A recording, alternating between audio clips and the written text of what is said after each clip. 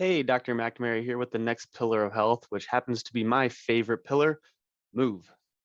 This pillar is my favorite pillar, not only because I love to move, I love to perform exercise, and I love to challenge myself both physically and mentally.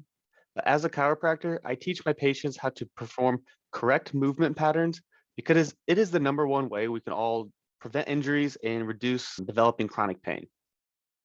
I want to emphasize that I teach correct movement. If you're a beginner or have taken significant time off exercise or have any symptoms of pain, you need to be working with a professional that is trained in movement patterns and proper exercise technique, such as a chiropractor or our health coaches at the Heal community to ensure safety and efficacy of exercise. Also, if you have not yet done so, make sure to speak with your doctor before you start any type of exercise or exercise program.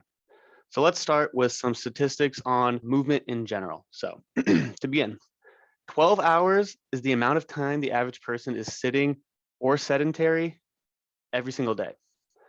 Replacing one of these hours of sitting with low level activities such as walking can actually reduce mortality by up to 30%.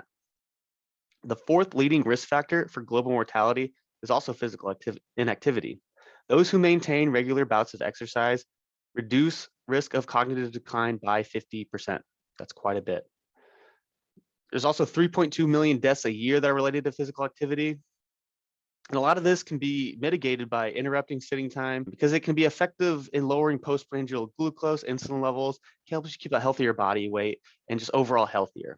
So I'm sure for many of you that those stats are alone are enough to get you to start performing more movements on a daily basis. Now let's take a look at exercise in relation to what I treat on a daily basis, which is pain. In a review that looked at exercise-induced hypoalgesia, meaning decreased sensitivity to pain in groups of chronic pain versus groups of pain-free populations, there were some major key takeaways from the study I want to go over. So for one, aerobic and resistance training exercise typically leads to the decreased sensitivity of pain in adults. Exercise may also lead to, again, that decreased sensitivity of pain, but also, interestingly enough, an increased sensitivity to pain in people that are experiencing chronic pain.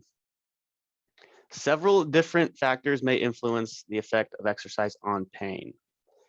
I like this study because it reiterates the two major points I just made. Exercise can help reduce symptoms of pain in most of us, and that is very important to consult with your chiropractor or medical doctor before beginning any type of exercise program, for there is that possibility it can cause that increased sensitivity to pain, hyperalgesia, in some of these chronic pain patients. It also adds another point, which is there are many factors that influence one individual's pain, one of which being improper movement patterns, which one can argue is the most common. Other factors that contribute to the increased sensation are primarily due to the subjectivity of pain and how it's interpreted in our brains and may require more diagnostic testing. But that is just pain. Let me give you some more of the many health benefits of exercise. Resistance training and aerobic exercise have been shown to improve cardiovascular health, strength, muscle composition, metabolic health, cognition, balance, pain, as I mentioned earlier, in case you forgot, although I know you guys didn't, depression, anxiety, stress. A lot of that was covered in our last pillar. If you haven't seen that out, go check that out. Digestion, gut health, the list goes on and on. Exercise even induces the activation of specific genes known as sirtuins, in which it has been discovered that these genes promote longer lifespan. So if you want to be in great health and have a great long lifespan, you got to get moving in whatever way you can and in ways that you enjoy. Exercise can be a very tough endeavor to try and tackle. This is where the Heal community can help you not only understand the importance and how to exercise, but provide you with a safe place to begin exercise with the safety net of a community that wants to accomplish the same goals as you. The goal is to live long and as happy as possible for yourself and the ones that you love. If you are someone who is not the biggest fan of exercising, that is totally fine. There are so many other ways to get up and get moving, such as dancing, walking, sports, gardening, and even just playing with your kids or even pets.